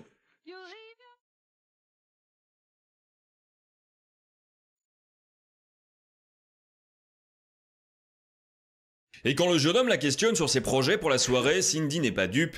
Elle sait très bien qu'il a déjà prévu quelque chose, et seul, comme d'habitude. Qu'est-ce que tu fais après? Ce que je fais, ben là je viens de finir... Là je viens de finir le ménage. Ouais. Et puis ben, qu'est-ce que tu veux que je fasse? Je sais pas. Ouais, t'as prévu quoi toi? Ah non, rien. Moi je demande. Tu veux prévoir quelque chose? Pourquoi? Bah je sais pas, je demande. Ah non, mais je sais pas, je demande. C'est qu'une question parmi tant d'autres. Qu'est-ce qu'il y a de beau à la télé? Qu'est-ce qu'il y a de beau? Bah là c'est France 2, donc bah je sais pas, vas-y, tu connais les chaînes? Bah, non, ça rien. Je fais de semblant que je m'ennuie à la maison, que je m'ennuie à mourir. Je me mets devant la télé comme ça, et puis je fais attention à rien et tout. Donc je fais plaisir, je regarde sa télé, mais en fait, elle sait très bien que ça m'agace. Et alors là, parfois, je l'embête. Elle dit, bah, va faire un tour, on va boire un verre. Je sais pas, tu connais... Mais ce soir, Cindy ne veut pas se laisser faire comme toutes les autres fois, et elle a bien l'intention de partager cette soirée avec Rodrigue. Ah, il est quelle heure là? Il est 10h. Il est 10h moins le quart. On peut très bien aller voir un beau film. Tu m'avais parlé cette semaine, enfin on avait parlé ensemble cette semaine, qu'il y avait Hulk. Et pourquoi dans la semaine? Tu vas aller aujourd'hui, ça va être plein de monde ces week-ends. Mais pourquoi tu vas aller au cinéma aujourd'hui, franchement? Pourquoi? Parce qu'il y a déjà plusieurs jours que je vais y aller, qu'on devait y aller ensemble. On ira la semaine. Et pourquoi la semaine? Parce qu'on a prévu autre chose. Ah non, il n'y a rien prévu du tout là. On est en train de prévoir là maintenant. Toi, tu prévois toujours ton côté à toi. Je vais aller faire un tour. Parce qu'il n'y a rien à la télé. C'est où? Non, c'est prévu. Moi, c'est prévu. Ah non, c'était pas prévu, je suis désolée. Ouais, t'avais prévu de ton côté de sortir tout seul. Pendant plus d'une demi-heure, Cindy essaie de persuader son compagnon de passer du temps avec elle. Rodrigue, fidèle à lui-même, trouve encore et toujours une excuse pour remettre ce moment à plus tard. Non, mais là, on est quand même coincé, il y a des enfants. Ouais. Alors pourquoi on en paye tous les Et deux? au long d'une année, que je te demande une seule fois de rester avec moi, de parler de notre couple, ou de aller au cinéma ensemble, tu trouves tout ce que tu trouves à me dire, c'est il y a les enfants qui sont en train de dormir, je peux pas te sortir, c'est ça en fait. Bah ouais, je suis coincé. T'es coincé. Coincé, il y a les enfants, ils dorment. T'es coincé. Si tu veux, je les garde. Hein. Tu veux les garder? Pourtant, tu l'as jamais fait. Tu veux garder les enfants et moi, je sors de mon côté. Bah, ouais. Là, tu l'as jamais fait. Ouais, mais bon, si tu insistes. Si j'insiste? Ok. Si j'insiste, alors j'insiste. Pas de souci. Bah, c'est bien. Je vais d'abord me préparer, parce que c'est clair que je ne vais pas sortir comme ça. Donc tu sors, t'es sûr, hein? Ouais, je sors. T'es sûr de toi, hein? Je suis sûre de moi. Je reviens pas en arrière. Tu veux me prendre au mot? Je vais me mettre à l'aise, alors. Tu veux me prendre au mot? Bah, je vais sortir. Pas grave, je me récupérerai la prochaine fois. Oh, bah, y a pas de problème. Tu vois bien que t'as besoin de te récupérer la prochaine fois. Alors que tu sors quand même tout le temps. Donc, t'as pas besoin de te récupérer parce que tu vois bien que ça t'embête quand même que je sors. Parce que tu dis, je vais me récupérer la prochaine fois. Mais par contre, en temps normal, tu m'appelles quand je sors. Là, ne m'appelle pas, je n'aurai pas mon téléphone sur moi. Il sera bien éteint, tout comme toi tu le fais quand tu sors. Rodrigue a voulu jouer, mais cette fois-ci, il a perdu. Cindy compte bien lui donner une leçon. Je sors. Et je pense que je passais une agréable soirée. Sans me faire de soucis ni rien. Quand Cindy part, Rodrigue n'est pas là. Vexé, le jeune homme a préféré se coucher. La jeune femme ne se décourage pas pour autant.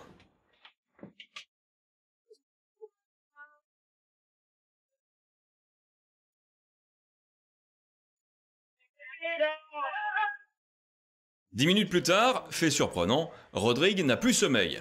La situation l'insupporte, il n'arrête pas de ressasser. Si j'aurais pas prévu de sortir, c'est pas grave, mais là j'avais prévu. Tout le monde m'a... J'ai eu 8 appels en absence, j'ai plein de messages, tous mes amis qui m'attendent.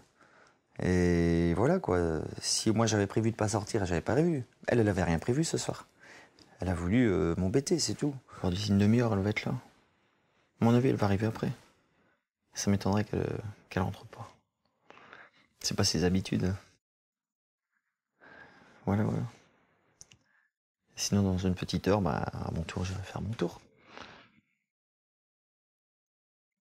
Maintenant, si j'attends toute la soirée comme un con, tant pis pour moi, quoi. Mais bon, si bien je sors souvent, hein, je suis pas ça près, quoi, non plus. Donc là, j'attends. Impatiemment, quand même. Rodrigue est effectivement impatient, à tel point que 20 minutes plus tard, il tente de faire culpabiliser sa femme en lui envoyant un SMS. Voilà, le message a été envoyé. Maintenant, c'est un petit message que je lui fais passer. Logiquement, si elle réagit bien, elle devrait être là dans la demi-heure qui suit. Je lui ai pas demandé de rentrer. Je lui ai juste passé un message. Alors, au fait, t'as bien calculé. T'as peur que je devienne trop célèbre à la frate. Je suis chanteur, c'était pas le but. Donc pour moi, ça veut dire qu'elle a peur qu'on s'entoure trop près de moi. Surtout là-bas où c'est mes lieux où que je sors le plus souvent. Voilà, donc là je le ressens comme ça. Pour moi, c'est plus une atteinte dans ma profession. Encore une fois, Rodrigue est dans son monde, sa musique et ses sorties. Il se moque éperdument de savoir ce que fait sa femme. L'essentiel pour lui, c'est qu'elle rentre au plus tôt pour qu'il puisse profiter de sa soirée. Du côté de Cindy, la fête bat son plein. Mais quand elle sort avec sa copine Angèle, c'est uniquement pour s'amuser et elle ne cherche pas à faire des rencontres. Ah ouais? Franchement, ouais. Fermé. Oh, vous avez bougé.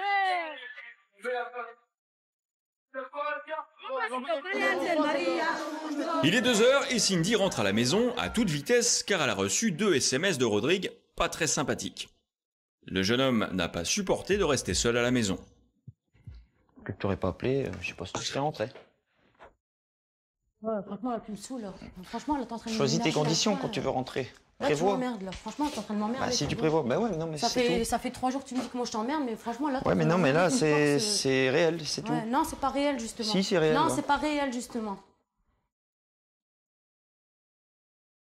Bon, vas-y, habille-toi. Ouais, habille-moi. Tu m'as pris pour un con, maintenant tu reviens. Habille-toi, sors, tu vas me reprendre pour un con, quoi. Eh ben, dis donc. Eh ben, je m'en fous. Tu veux pas sortir, mais tu sors pas. Non, j'ai pas envie de sortir. Moi, je me suis amusée 2 heures, et ben, je suis contente, voilà. Marie-Beau, c'est pas le temps, moi, de sortir. C'est pour arriver à la fin, tu sais, c'est pas la peine. Hein. Bah, c'est clair qu'à force que t'entraînes à aller pour rien, là. Que l'heure elle tourne, ça fait bientôt une demi-heure que je suis rentrée. De toute façon, là, si je sors, c'est vraiment pour te faire plaisir. Non, toi, là, t'es pas fondu. Tu serais rentré à 5h du matin. Moi, je dormais dans la chambre à Fanny, chez lui. Bah, t'aurais dormi dans la chambre à Fanny, c'est pas la première fois. Donc, tes réflexions, ça, tu peux te les garder. Continuer comme ça. Eh bien, tu sais quoi, à force de continuer comme ça, on va en arrêter là. Y a pas de problème. C'est vraiment ça que tu veux, franchement, je m'en tape. Mais je m'en fous. Il est 3h, Rodrigue sort quand même après s'être fait prier pendant plus d'1 heure par sa compagne. Au karaoké, le jeune homme est enfin dans son univers. Maintenant que deviennent les valses de Vienne et les volets qui grincent, la château de province. Aujourd'hui quand tu danses, dis à quoi tu penses. Même si Rodrigue est d'habitude très entouré et encouragé par ses amis, ce soir ils ne sont pas au rendez-vous. Malgré la solitude, le jeune homme reste et ne rentrera que bien plus tard dans la nuit, vers 5 heures. J'ai voulu lui faire comprendre qu'en fait, que moi c'était terminé, quoi. Que maintenant, si en fait il veut me prendre pour une imbécile, j'en suis plus une, quoi. C'est surtout ça que j'ai voulu lui faire comprendre. J'ai voulu lui faire comprendre qu'on pouvait sortir ensemble, que si vraiment il le voulait pas, c'était stop à nous, quoi. Faudra qu'on trouve une solution. De toute façon, on peut pas rester comme ça. Et puis, si maintenant sa solution à lui, c'est de sortir tout seul tout le temps, ben dans ces cas-là, ben moi je sortirai de mon côté, mais plus avec lui, quoi. Et je continuerai aussi ma vie sans lui, alors. Allez-y, rentrez. Le lendemain matin, face à ce couple en crise, nous faisons intervenir notre thérapeute, Paul Devendre. Qu'est-ce que vous attendez un peu de ce... de cet après-midi, de tout ça, de ce qu'on va voir. Là, je suis pressée de voir un petit peu les images, quoi, de ce qui s'est passé, quoi, pendant les 3 jours. Comme, de toute façon, c'est notre vie. Ensemble, ils visionnent un extrait du reportage. Moi, je peux dire que moi, les 12 ans, ils ont été ratés avec toi. Ça, par contre, ça, je peux le dire. Toi, tu peux rien dire du tout parce que t'as rien à trouver. Tu peux rien me trouver comme excuse, mais rien du tout. Et tu le sais très bien. Ton excuse, c'est de râler.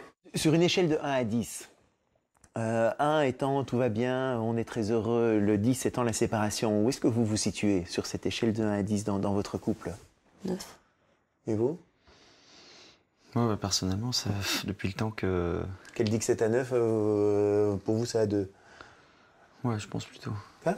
Non, 9, c'est okay. Bien dans le... 9, c'est donc vous êtes prêt de partir? Ah oui, voilà, ouais. Ah ouais 9, vous êtes tout prêt de partir, voilà. vous. Tout à fait. Et vous dites, ça fait tellement longtemps qu'elle est prête à partir que j'y crois plus. Là, je m'aperçois qu'il s'y croit un petit peu trop, qu'il se croit vraiment pour ce qu'il n'est pas, quoi, en fait. Il est trop persuadé que je veux rester avec lui, que je veux jamais faire le pas en avant vers quelqu'un, que c'est faux, quoi. Ça fait 2 fois que vous vous êtes séparés? Non, il y a plus que 2 fois qu'on s'est séparés. Plus que 2 fois. Oui. Pourquoi est-ce que vous revenez chaque fois? Je pense que quand même, on s'aime quand même, malgré ça, quoi. En fait, je sais pas, voilà, je sais pas. Non, moi, si elle revient, parce qu'on a créé la vie de famille, tout ça. C'est quoi une famille pour vous? C'est d'être réunis, faire les sorties ensemble, les projets. Qu'est-ce que vous faites de ça?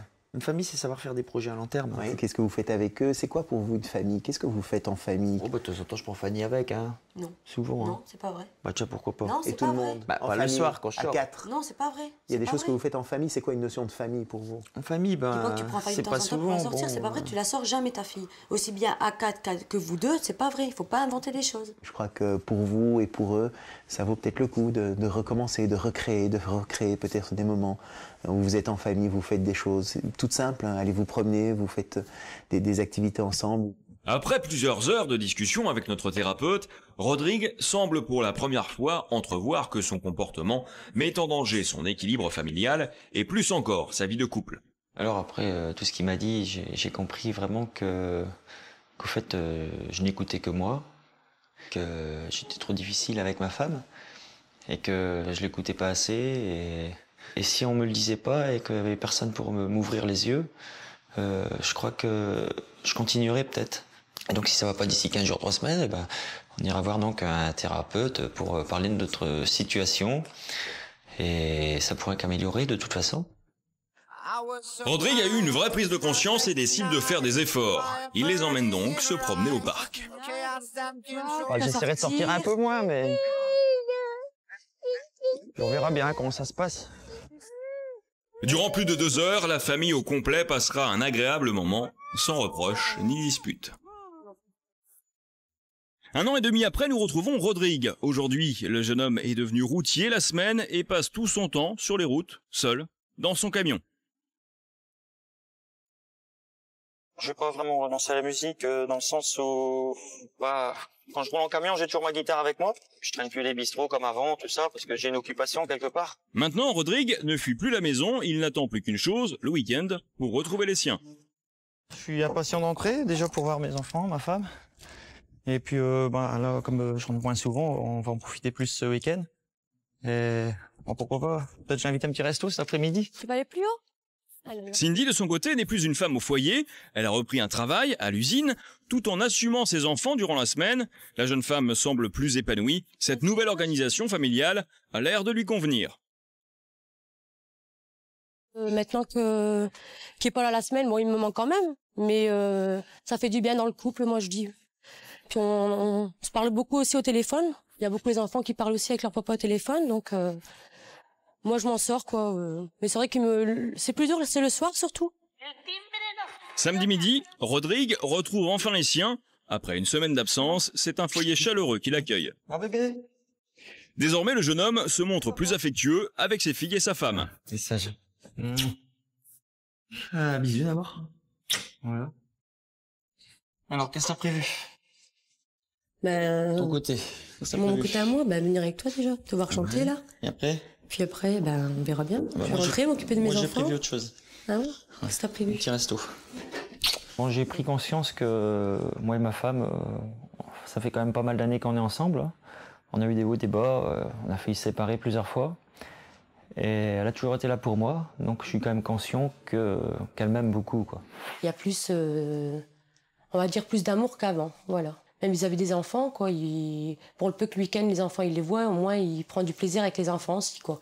Tant qu'avant, il s'en occupait pas tellement, quoi. Maintenant, il joue avec eux, il leur achète de temps en temps un petit cadeau. Et puis voilà, ça fait plaisir, quoi. Effectivement, Rodrigue s'implique maintenant volontiers dans la vie de famille. Sa fille profite de sa présence pour lui exprimer son manque. Vie. Papa, ne t'en va pas. On veut pas vivre sans toi. Parce que papa il part la semaine, alors maintenant tu chantes ça, hein? Alors pas question de perdre une miette de ce bonheur retrouvé.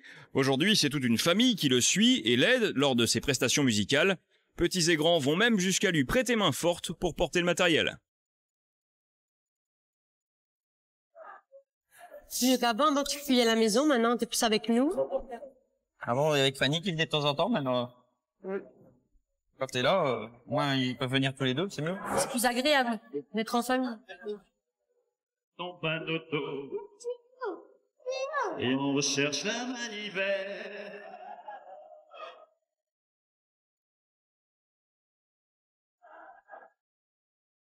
Décidément, Cindy et Rodrigue ont trouvé le bon équilibre. Pour rien au monde, le couple ne souhaiterait revenir à leur vie passée. J'ai l'impression que j'ai vraiment retrouvé vraiment mon homme d'avant, quoi. Rodrigue et Cindy sont aujourd'hui sur la même longueur d'onde. Voici Serge, 63 ans, et son épouse Roselyne, 54 ans. Pour ce couple, le camping est une religion. Depuis 18 ans, ils passent les vacances dans ce camping de l'île de Ré, où l'emplacement numéro 28 leur est strictement réservé d'une année sur l'autre. Serge est la figure emblématique du camping. Mon cœur fait tic-tic-tac. Bon vivant, il est le centre d'attraction.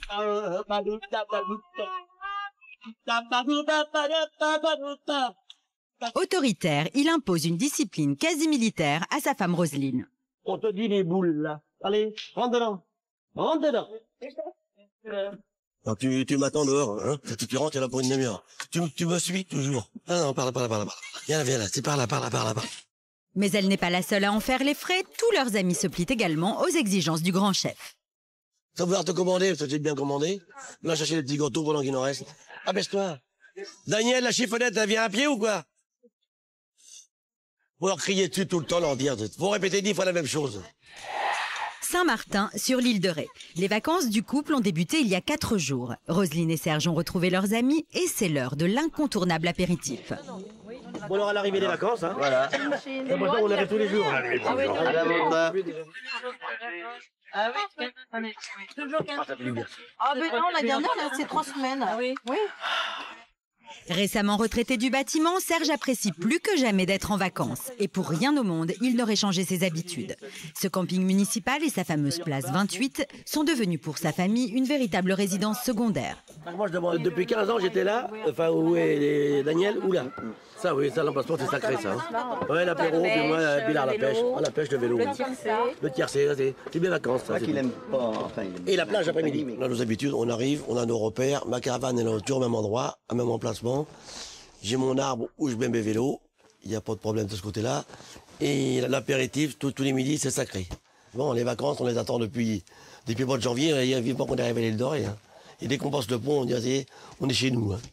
Les vacances commencent à peine et déjà Serge est sur le pied de guerre. Il veut organiser un tournoi de pétanque. Bon, j'avais des belles boules toutes neuves, j'ai acheté exprès. Achetez-vous ces boules-là, Rosine? Oh, j'ai acheté des boules exprès, moi. Moi, j'ai mis ces boules-là, moi. Oh, des boules, alors ça a fait fureur. Oh, c'est dommage, j'ai mis ces boules-là. Oh, putain. Finalement, Serge retrouve les boules dans le coffre de sa voiture. Il lui reste maintenant à monter une équipe de choc. Je pourrais trouver qui est la pétanque Bah, Dédé, il dort ou quoi, lui? Il y a nous, les femmes, mais... Oh, bah non. Ah, non. Vous faut des boules de plastique pour jouer, mais pas pour des boules de fer. Hein. Ça se trouve, ils vont te foutre une plumée. Pas de mon temps à jouer des boules en plastique. Ah, ça te foutrait les... Hein? Les boules. Mais je vais jouer avec toi. Oui, il vaut mieux. Ta femme va jouer avec mon mari. Alors là, tu t'engages Bonne idée. Oh là là, regarde. Il est hein? Pour rire. Jamais pour rire. Moi. Si, elle a raison, Gisèle. Jamais pour rire. Quand je joue aux courses, c'est pour gagner. Si c'est pour rigoler, je joue pas. Moi, j'approche et toi, tu tires. Enfin, bon, on va y aller parce qu'on n'a rien à faire d'autre, mais autrement, on va vous faire plaisir, je te jure. Pour Serge, la pétanque est un sport d'homme qu'il faut prendre au sérieux. Ces deux nouvelles élèves ont donc intérêt à s'appliquer. C'est moi qui lance le cochon, les filles. Ah ben tu fais ce que tu veux, hein. La Rosine, il ne faut pas rigoler. La Rosine, bon, que là, elle était cool. La Rosine, joue par là. Joue en haut. Fais la roue là, ta boule. Là, à mes pieds. Ça me perturbe ton pied, là. Oui, ça j'ai envie. Oui. Oui. Déstabilisée, Roselyne manque son premier coup. Les coups, ma pauvre fille. Là. Ça t'es bien joué, ça t'es bien joué, regarde. Oui. T'as la chance, Roselyne. Serge, il a ce côté paternel et un peu commandeur, un peu. Lorsqu'on joue à la pétanque, là, tu joues là, à mes pieds, là. Tu joues à cet endroit précis. Je dis, mais arrête de me prendre pour une petite fille sans arrêt. Je dis, je sais bien ce que j'ai à faire. 20h, la nuit tombe sur le port de Saint-Martin. Et au camping, la fête bat son plein.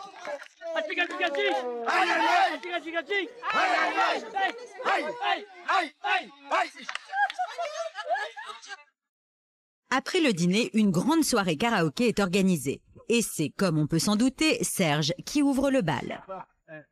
Il tombe dans le des bateaux, prénom du capitaine, on s'accélère, mon Dieu. Il enfile en stéréo, la chanson des sirènes. Il trafique un peu dans tous les ports, la marine est d'accord. Y a aucun malaise dans ta combi, c'est une unique machine. Papala, papala, papala, papala, palouta, palouta. Tabarouta, palouta, palouta.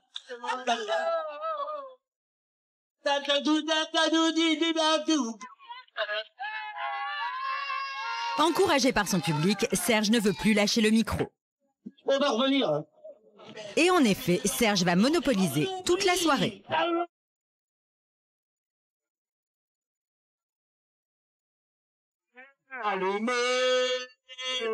Notre rocker a décidé de mettre le feu au camping. J'ai faisait des perles. Et ici aussi. Chanson, imitation, Serge est inépuisable. On ne peut plus l'arrêter. Et le public commence à s'impatienter. Il faut pourtant laisser place à la grande soirée dansante. C'est la chaude ambiance, des bronzés à la chenille, tous les classiques y passent. Et là encore, Serge et ses amis vont enflammer la piste jusqu'au bout de la nuit.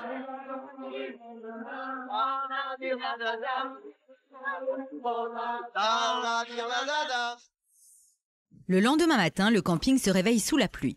Pourtant, chaque jour, Serge a pour habitude de faire un tiercé et rien ne peut contrarier ses plans. Toute sa journée est réglée à la minute près. Je fais un aller-retour, j'en ai pour une heure. Un petit quart d'heure. Et puis on part de bonne heure à la pêche. Et n'oublie pas que tu as un petit peu de rangement, un petit peu à faire vite fait. Hein. Mais la pluie s'intensifie et risque de compromettre les projets de Serge. Le 5 et un trait, le 13. Et le 3. Allez, hop, les jeux sont faits. Oh là là, dis donc, le temps, ouais. Il pleut beaucoup, là. T'as le temps de mouiller aussi, hein? Oui. Ça, t'es se levé, Daniel, ça? Tu iras en vélo ou en voiture, toi? Ouais, je vais aller en voiture. Allez, hop, c'est le départ. C'est le départ, autrement, on va jamais y arriver. On va jamais décoller. Habitué à circuler en vélo, Serge ne supporte pas que la météo lui joue des tours. Il pleut plus? Oh, il pleut plus, faut que je reprenne le vélo. Il pleut plus, les gars, alors? Je vais en vélo. Cette fois, c'est le départ. Les petites habitudes de Serge font bien ricaner ses voisins. À tout à l'heure. Ah oui. Il est fou, il joue par tous les temps, lui. De toute façon, rien n'arrête à partir du moment où c'est le tiercé. Ah, c'est dingue, ça. Eh, Roselyne, il t'a encore laissé. Comment, Daniel? Il t'a encore laissé. Il m'a encore laissé. Elle est partie, hein. D'habitude. Il est fou, hein.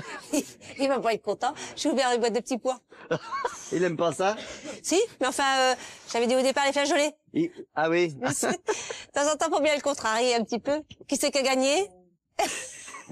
Bah oui, c'est Bibi. Bah souvent, je dis c'est monsieur 100 000 votes. Parce que vraiment, faut le suivre. Ça a le bon côté. On s'ennuie jamais. Ça, c'est un fait. Mais quelquefois, j'aimerais bien avoir des petites plages de tranquillité. 14 heures. Il pleut toujours, mais pour rien au monde, Serge n'aurait changé son planning. À marée basse, il a pour habitude de ramasser des bigorneaux. Et Roselyne est toujours de la partie. Tu mets ça, toi? Le reliquat. Bon, alors laisse ça. Toi, tu prends le tien.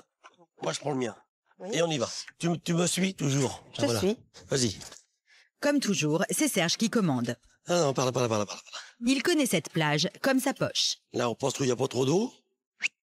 Et on monte. Viens là. C'est par là. Viens par là. Serge veut absolument retrouver les rochers sous lesquels il ramasse habituellement les plus gros spécimens. Viens là où je suis. Hein? Viens voir. Mon coin, c'est par là, moi. Depuis 20 ans, c'est l'autre coin, ça. Ils m'attendent, de toute façon. Sauf que moi, ils vont pas m'échapper. Merde. Ces bigorneaux, ce sont les siens. Et comme à la pétanque, Roselyne ne fait office que d'assistante. Mets-les pas dans mon seau, les miens, hein. Les tiens. Tu gardes les tiens, moi, je garde les miens. Moi, les miens sont gros. Ah oui. On en a assez, non? Hein? Voilà. Bon, t'es un peu court encore. Oh non. Après 1h30 de ramassage, Serge et Roselyne sont de retour au camping. Eh bien, Daniel, mon petit bonhomme, regarde, eh? Eh bien, dis donc. Je te dirai pas où je les prends, hein. Un bon pêcheur ne dit pas où il va. Oui, non, mais je connais... Serge n'est pas partageur. Alors quand une inconnue s'intéresse à sa pêche, la méfiance règne. Qu'est-ce que c'est? Vous avez pêché? Oh, c'est des petits machins des bricoles. Vous avez été pêcher ça où? Est-ce que les pêcheurs disent leur coin? Non. Et là, on en pêche. Serge ne révélera pas son lieu de pêche. Mais il a éveillé la curiosité de sa voisine qui veut maintenant connaître les secrets de cuisine de Roselyne. Et vous les cuisez pendant combien de temps, vous? 3 minutes dans l'eau. Vous les mettez dans l'eau froide avec plein de gros sel. Oui. 1 minute, nous. Arrête de rire, Roselyne. La dame s'en va, mais Serge fulmine. Ah bah, dis donc, il travaille. Tu crois pas que... je vais regarder le camping, Roselyne? Mais oh. Eh, toi? Dis pas comment on fait, le machin. J'ai rien dit, c'est toi qui as dit. Tu dis 3 minutes. Il paraît, oui. Et voici maintenant le mari de la dame. Et vous avez trouvé ça où? Ah! En mer. Mais là encore, même entre hommes, Serge ne lâchera rien. Penaud, le couple part rejoindre ses enfants. Toujours en train d'attirer les gens et à chaque fois c'est pareil, on est toujours merdé. Ça, maintenant, la merde, après, le père va le dire au gamin, le gamin va le dire au machin. On n'a rien dit. Mais si, On n'a rien dit à personne, Daniel. Parce que le père après il va le dire à son gamin qui va le remplacer pendant 15 jours, le gamin après va le dire après machin, et puis terminé. Puis tu vas là-bas, et après il y a plus de bigorneaux. Voilà. Non, les bigorneaux, ça marche pas comme ça. 20h, loin de l'effervescence du port, Serge et Roselyne se préparent pour un dîner au camping. Et dis donc, peut-être penser à allumer les guirlandes. Comme tous les soirs, Serge met en valeur sa caravane. Comme ça, attends. Là. Et regarde un peu comme c'est beau. Ah oui. Tu voulais pas les amener. Ah oui, c'est bien là, regarde un peu le boulot. C'est joli, hein. Serge est très fier de ses guirlandes. Encore une occasion d'épater ses amis. L'année dernière, j'avais fait que tout le tour. Là, cette année, j'ai fait fort. Et puis l'année prochaine, on dit, on aimerait qu'on fasse des petits clignotants. Juste sur le vent là-bas. Ah bon? Ça va faire magnifique. Il faut faire un style. Il faut se démarquer des grimpeurs. Ça fait boîte de nuit. Il faut se démarquer des... Ah, boîte de nuit, pas boîte de nuit. Boîte de nuit, ça clignote. Quand c'est pas là, ça fait un bel ensemble. Hein? Ça fait Noël. Je ferai même le tour de la caravane, dis donc. Ah non, ça fait un trop. Dans des... Trop. Faut faire sobre. Sobre et puis qui tape à l'œil. Décorateur, animateur vedette, au camping, Serge est sur tous les fronts. Ce soir encore, c'est lui qui mène la danse. Il a composé à la gloire de l'île de Ré et de ses amis une chanson. À Saint-Martin, c'est sympathique. Tous les gens sont sympathiques. Quand on boit un verre de picrate, tac, mon cœur fait tic-tic-tac, tic-tic-tic-tac, tic-tic-tic-tac, tic-tic-tic-tac. Mon cœur fait tic-tic. Ah. Attention. La bouteille. Avec son énergie débordante et son sens de la convivialité, Serge fait la joie de tous les vacanciers. Le lendemain matin, le soleil est au beau fixe. Fatigué par la soirée de la veille, Serge a exceptionnellement accepté de réduire la cadence pour bichonner Roselyne. Et si c'était enfin pour elle le début des vacances? Il y a qu'en vacances qu'on a le temps de faire ça. Ouais, c'est vrai. Hein. Ah oui, moi j'apprécie que tu le fasses. Heureusement que je suis là. Hein. Ah oui, oui, heureusement que tu es là. J'ai de la chance, hein. Oui, t'as de la chance. T'as de la chance. Parce que maintenant, on n'en trouve plus des gars comme ça. Ah oui. Voilà. Notre peintre en bâtiment, soudain transformée en esthéticienne, cache finalement des trésors de douceur. C'est pas trop mal. Très bien. Merci. Cet été, Serge et Roselyne entameront leur 19e année au camping de Saint-Martin. Et pour rien au monde, ils n'envisageraient leurs vacances autre part. On n'est pas bien là, hein? Ah oui, on est super bien là. Oh là. Encore 4 semaines à passer. C'est l'Amérique. Hein? Oui. Amis.